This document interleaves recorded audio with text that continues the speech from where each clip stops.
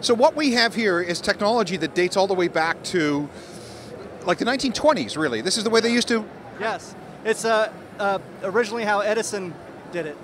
Right, so you have a cutter head that is cutting grooves in real time, as we can see by it playing, cutting grooves into a slab of vinyl, and then you have a tone arm that's actually playing back what has just been cut into the groove, correct? That's correct. Okay, so we had a cutter head. I guess this thing here that's kind of like the vacuum that's sucking up all your... Exactly, yeah. That's that little drone you hear in the background.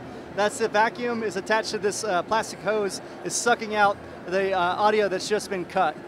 So who is this for? Is this for hobbyists? Is this for recording artists? Is this for professional use? Right, professional musicians, recording artists, and recording studios. It's interesting because this is kind of like what the Beatles and Elvis and the Rolling Stones used to do, is they used to cut their acetates in the studio. This is 62, 63, 64, 65, and then they would take that acetate that they had cut and they would listen to it at home or demonstrate it to other people. So we're really kind of going back to the future here with something that George Martin would have done with the Beatles in 1964. Yes, the hard way. The issue here, now you're ripping a CD. Yeah. That's funny. So you're ripping a CD to vinyl here, and you have to do it in real time, of course, because that's the only way to do it. Does this also work with 7-inch singles? Yes, it does. It has both speeds, 33 and 45. So I'm a recording artist. I'm in the studio.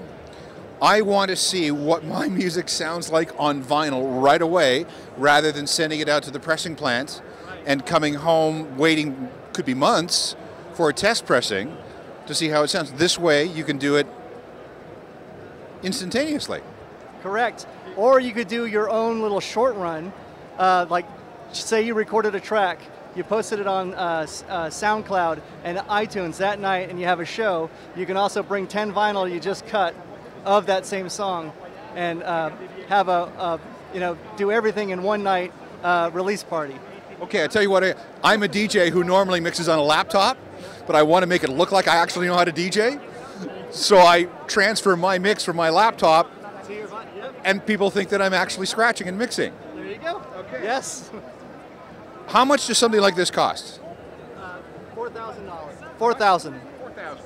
Which, if you prorate it to the way they were doing things before multi-track tape in the 1930s and 40s, that's actually cheaper than the technology back in the day. Yeah, if you've been spending money on vinyl, you know how cheap that is.